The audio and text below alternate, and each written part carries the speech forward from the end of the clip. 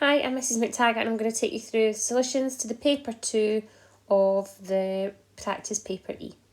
Okay, so our first question is scientific notation. It's a straightforward substitution for this one. So we have E equals, we replace M with this number here. And then it is times and by C squared, so we replace C with this number here. And then we square it. Now you have two options from here. You can either go straight to your calculator and work this out, or we can expand both these numbers first. If you're comfortable using your calculator, down the bottom row, you're looking for a button that says times 10 with a wee blank, or a button that says EXP, depending how old your calculator is. And then literally to type this in, what you'll do is you'll type 3.6, press that button, -2, times bracket 3, press that button, 8, close your bracket and square it, right? So that button basically does the times 10 to the power bit. And if you type that in, you get the answer of, 2 seconds, you get the answer of 3.24 times 10 to the 15. So your calculator should hopefully put that into scientific notation already for you.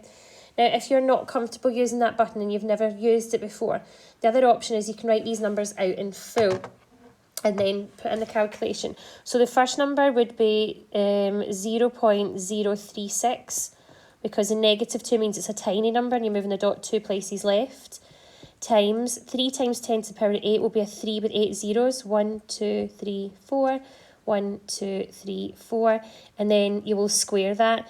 Now, you could have done the 8 times the 2 and done the power 16, but that would mean putting in 16 zeros, and I'm just conscious that that's a lot of zeros to put in your calculator, and some calculators might not allow you to put in that many, depending on what you're using. So that is the other option, but please, if you're good with the button, that will do all the work for you. Our second question is calculate the area of a triangle. So to find the area of a triangle, the formula is on the formula sheet. It is half AB sine C. Now, I don't bother changing the numbers. All you need to know is that you're using the two sides and the angle in between. So your calculation is a half times 21 times 19 times sine 110. And you just take that all into your calculator and you get the answer 187, and into 2 decimal places it is 47, and that will be square centimetres. Okay, so straightforward area, please remember that is on your formula sheet. Okay, so question 3 is your repeated percentage one. It's usually your question 1. We've got something dropping by 10.4% from 8 o'clock to 11 o'clock. So something dropping by 10.4% for 3 hours. So your initial thought should be, right, 100 take away 10.4 is 89.6. So that is what percentage we're effectively finding. Every hour, the new amount, instead of always finding the percent, taking it off, we're just going to multiply by 89.6%. Now, as a decimal, you divide that by 100, so it's 896 we're going to be using as our multiplier. Power 3, because it's for 3 hours, times the starting value of 28. So 0.896 power 3 times 28 gives you 20.14 degrees. And I've just done it to 2 decimal places, there's no mention of rounding there. So you could say 20 degrees, you could say 20.1, that would be fine. Okay.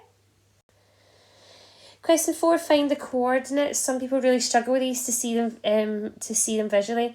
If you are struggling, please remember your coordinates go X, Y, Z. If you're not sure like what planes to follow, look at the actual axis. There's your X, so we're going to go along this way first, then we're going to go back, and then we're going to go up. So that's the order we are following, okay? So the coordinate of C is along to 4, up 4, and back 3. So C is 4, 4, 3. For D is right the way along to the end of the shape, so it's back 6, it's along 6, it goes back 2, and then it goes up 2. So in terms of some of the ones I've seen, this is actually not that bad. And then it wants a coordinate of B. Strange to ask you so many of this. So B is right the way along, so right the way along to 6, right the way back, which is 4, and then it's up 2. So hopefully that one should be okay. The only thing we seem to find is people do the wrong order of numbers, so remember, follow the letters of the alphabet. Okay, question 5 is your similar volume, but it's slightly different. Now, I notice similar volume straight away when I see this word mathematically similar. That's your clue that it's similar volume. But this is different. Normally they ask you for the volume of the larger one. This one's asking you for the height of the larger one. And there's so many different ways to do this. So I'm going to show you 2 ways. The way I do it, first of all, is I think, right, let's pretend you were asked to find the volume of the big one, right? And let's write down a kind of formula. So you would say something like the big volume equals your scale factor cubed times the wee volume, right? That would be your method, yeah? If you were to get the big volume. Then I'm going to put everything I've been told.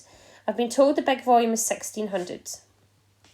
My scale factor would be h over 12. Whether you do new over old, big over small, it would be h over 12. And then we would cube that and we'd times it by the little volume, which is 200. Okay? Now, from there I'm going to do a wee bit of change of subject. I'm going to do the opposite times by 200 and divide by 200. So 1600 divided by 200 is just 8. So 8 equals your scale factor cubed. The opposite of cubing is cube rooting. So the cube root of 8 equals your scale factor. Cube root of 8 is just 2. So I'm going to come up here. So h over 12 is equal to 2. Opposite of divide by 12 is times by 12, so your height is 2 times 12. The height of the new bottle is 24 centimetres. And that sounds about right. The bottle of a shampoo could be that. Now the other method is, you could do your volume scale factor. So your volume scale factor, if you look at the volume, it's gone from 200 to 1600. So your volume scale factor is 8. We have times the volume by 8. The length scale factor, now remember for volume you cube it, so the length scale factor will be the cube root of 8, which is 2, which is getting your length scale factor is 2. And then from there, your height is just 2 times the 12. Now that is the exact same working, but I find that some people forget the methods for this one that I've done in green. Volume scale factor, length scale factor, height, whereas if you always do it the way you've been taught, it's very much like when you're told the volume, we'll tell you to start with the formula for volume and then change the subject. So that's where my blue method's coming from. But both these have the same steps. We're getting the 8, we're cube rooting it, and then we're timesing that by the old length. Okay, this one is a simultaneous equation question, but it comes from a picture instead. So what we have is we're going to let the big ones are beads and the little ones are petals. So for this first one, we've got 2 beads plus 5 petals, and that is 5.2 centimetres. For the second one, we've got 3 beads and 2 petals equals 5.6 centimetres. So there's your 2 simultaneous equations. We're going to go then use them to find the length of 1 bead and 1 petal. So I've just created a wee bit more room. What we're going to do is I always tend to try and get the middle ones to match. So I'm going to try and turn the middle 2 into a plus and a minus 10. So I'm going to times the top one by 2 and the bottom one by negative 5. So multiplying through, doubling all the top one would give you 4b plus 10p equals 10.4. Multiplying all the bottom one would give you negative 15b, negative 10p, and negative, I think that would be 28. Yeah, negative 28. Always use your calculator just to be doubly sure. Then we can just add those two together. So 4 add minus 15. This is 4 take away 15, so you get minus 11b. The 10s cancel out, and then you have got 10.4 take away 28 gives you 17.6. Sorry, negative 17.6. Your double negatives will cancel. You then divide that by 11. And it gives you 1.6. Now, normally I would say watch out for decimals in a question, but if you're talking about money or like tiny measurements like this, that's okay. If B stood for maybe the number of boys, you can't have 1.6 boys, so that would be wrong there. But in this one, it's okay. Just remember, you should never ever get a big long number that you have to round. Right, I'm then going to go plug that back into my top equation. So I'm going to do 2 times 1.6 plus 5p equals 5.2. So that gives me 3.2 plus 5p equals 5.2. I'm going to take the 3.2 over and subtract it. So that just gives me 2. And then P is 2 divided by 5, which gives me 0.4. Now to conclude the question, you must do it in words. So we'll say that a bead equals 1.6 centimetres and a pearl equals 0.4 centimetres. Now I'm just going to double check my answer. I didn't use that bottom equation, so I'm going to check that 3 times 1.6 plus 2 times 0.4, I'm going to work that out. That is 4.8 plus 0.8, which is 5.6. So I know I've got the right answer because that matches what was in the second equation. Please remember that is optional, but I just always do it at the end to check you've got the right answer. Okay, next question is a volume question. This is a very standard volume question where part A is get the volume and part B is use that answer to work backwards. So the first one, what's the volume of a sphere? Please remember to copy this down correctly on your formula sheet. There's nothing worse than seeing people copy the wrong formula and maybe doing 3/4 instead of 4/3 or using squared instead of cubed. It is there on your sheet. So your radius is 0.5 centimetres. So we've got 4/3 times pi times 0.5 cubed. Let me just check the answer.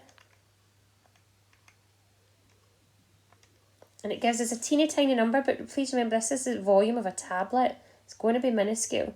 So you get this number out. Now they want that to 3 significant figures. So to 3 significant figures, remember we don't count the 0. So we're keeping the 5 to 3, but that 3 is actually going to round up. So it's 5 to 4, and that is cubic centimetres. So that is the volume of the pill. They then are going to change the volume of this pill into the shape of the pill into a cylinder. It's got the exact same volume, so they've told us the volume of this. Now a cylinder is the only one you have to memorise. It's pi r squared h. It's the same as a cone but without the fraction. Now we know that this volume is 0.524. So what I'm going to do, I'm going to put in what I know. I know that pi is pi. I know that my radius will be half of 1.4, which is 0.7 squared. I don't know my height, but I do know that this gives me 0.524 because that is the volume from part A. And I've just put it on the right hand side instead on the left. Right, our aim, remember here, is to get h on its own. So I need to move everything that isn't h from this side. So I can take all of this in one go and divide by it. Because that is all multiplying h, I'm going to divide by all of that. So I've got 0.524 divided by pi times 0.7 squared. And if you've got that calculator that does the fraction button like that, literally type it in. Type it in as you've written it down. It's great to have that in your calculator. If you don't have that calculator, you have to make sure you press equals after the top line, otherwise it will alter your answer, okay? And that gives us 0.34. They've not mentioned anything, so we'll just leave it at 0.34 centimetres. Remember, this is the height of a pill. Technically, that's 3 and a bit millimetres. That sounds about right because pills are tiny. Okay, that's the only thing I don't like about this question is that the numbers are absolutely minuscule, but when you put it into context, it's actually okay. Okay, question 7. We've got 2 people leaving a hostel. The first one goes in a bearing of 50 degrees to hostel to the viewpoint, 5 kilometres away. So all that information is on the picture. The second one, it then tells us, hold on, that Hotel B is due east. Please watch out for that. Due east means that we've got a right angle going on in here, right? So a wee right angle in there. So that makes that angle 40. Then it says that Susie walks in a bearing from Hostel B. So when it says from Hostel B, I'm going to put a north line at B. And then, so you've got someone walking from here to the same viewpoint. So her bearing is right the way around to there. That is 294. Now, if that's 294, there's different ways to go here. I would work out that this wee bit in here is 66, using the fact it's a full turn. Now, if this one was due east, it means that this one is due west. So we've got another right angle over there, making this angle in here 24. Oops. So that's 24. And then we can actually work out that angle at the top because you've got 44 and 24. Take them away, and it means the angle at the top is 116. Now, I haven't even read the rest of the question. I've just been filling in all the information I've been given. And the main thing to get, if you don't notice this due east, you're not going to be able to do anything else here. Then it says calculate the length of AB, the distance between 2 hostels. Right, so If you have two sides and an angle in between, you can use cosine rule. I don't have that here, so it must be sine rule. So sine rule is the one where it's a over sine A, b over sine B, c over sine C. Oops, change my letters there. So sine B, and so on, right? Now, I don't always teach that you have to write that out. I teach that you need to be able to do like a little cross thing going on. So that goes with that, and that goes with that. So what we've got is we have our unknown. We have x over sine 116 equals your length of 5 over sine 24. From there, you need to move that sine 116 out the way, so that's going to come up and cross multiply. So you've got 5 times sine 116 all over sine 24. Go type that in, and you get 11.04. So I'm just going to say that is 11.05 kilometres because I've not mentioned rounding. So that is the distance between the two hostels. So yeah, bearing ones are tricky, but see how you go. Read the question very carefully and get all your information on. Okay, so we've got a demolition ball, which is effectively like a pendulum that's swinging. And it tells you that the length of that, which is basically your radius, is 12.5. And it tells you that it hangs 1.5 metres from the ground. So it says, at this maximum height, show the angle x, which the chain makes with the vertical, is approximately 23 degrees. This is a tricky one, right? I'm going to draw a triangle here for us. I know this here is 12.5. Okay.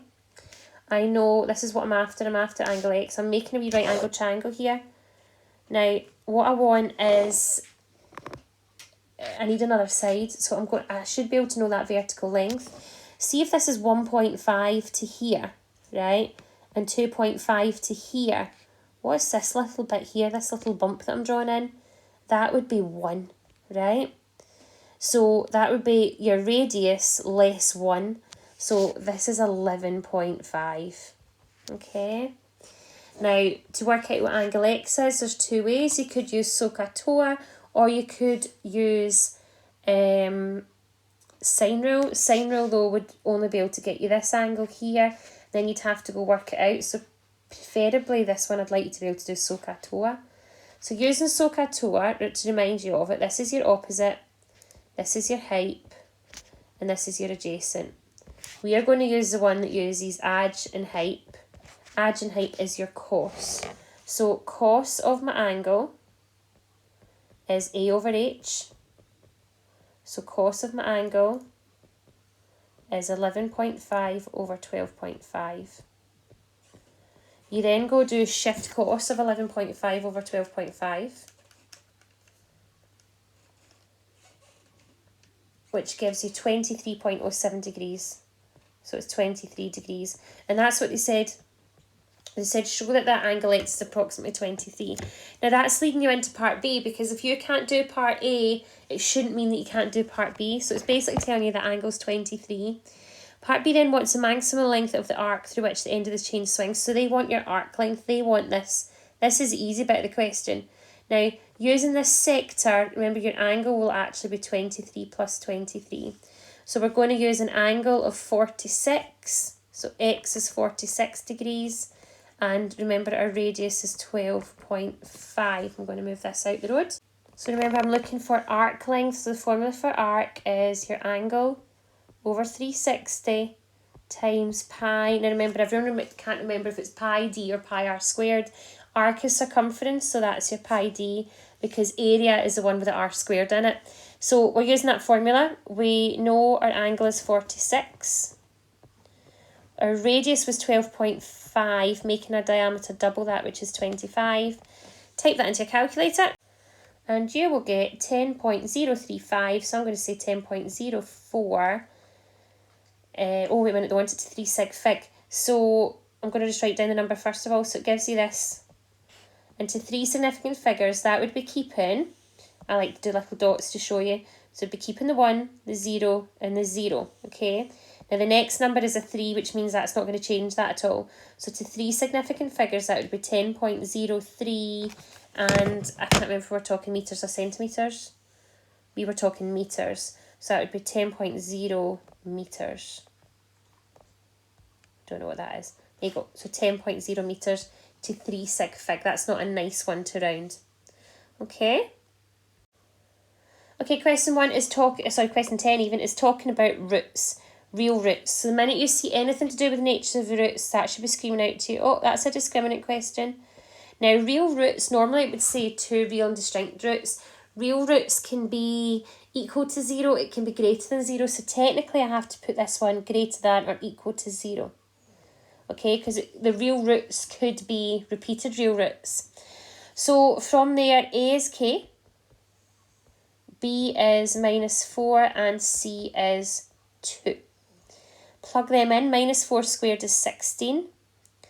Take away 4 times k times 2 is greater than or equal to 0. So I've got 16, take away 8k is greater than or equal to 0. 2 options. Do you want to keep the letter positive or make the letter negative? Let's go with just leaving the letter where it is and moving the 16 first. This gives us -8k is greater than or equal to -16. Now 16 divided by 8 is 2. The double negative will cancel out. But because you've divided by the negative, you have to flip your arrow. So the range of values of k is that k is less than or equal to 2. Personally, I would have taken the 8k over, so I would have done 16 is greater than or equal to 8k, 2 is greater than or equal to k, and then I would have flipped that and just remembered the arrow should be pointing to the k. So that is the other way of doing that one. It's your preference, what you've been shown. Question 11. The minute you see this, it's your all sine tan cos question. First thing you have to do is rearrange that so that you have sine x on its own. So I'm going to move the -1 over and make it +1. I'm then going to divide by the √3. So I've left with 1 over √3. Then I decide which boxes to use. My fraction is positive, so I tick all and sine. The acute angle you get when you do shift sine of that, remember it's shift sine of your fraction, gives you 35 degrees. So in the all box, x is just 35. And in the sine box, x is 180 minus 35. Because anything in your sine box is before 180, so it's 180 take away. So x is 35 for one answer, and x is 145 for the other answer. Okay? The last part to that question is the hideous trig identities question that people like to just leave out. The minute you see tan x, you need to remember the rule that says tan x equals sin x over cos x. So where you see tan x, I'm going to replace it with that fraction. Now remember, this is really tan times cos. When two things are stuck together, they're times in. So I'm going to replace tan with that fraction. So I've got sin x over cos x times cos x. I can write that over 1 if it helps you, because then you're multiplying fractions, you know you can cross cancel. So the times cos divided by cos will cancel out, leaving you with just sin x. People don't like those questions. Sometimes it's safe to just leave that one out, but that's it anyway. Thank you very much.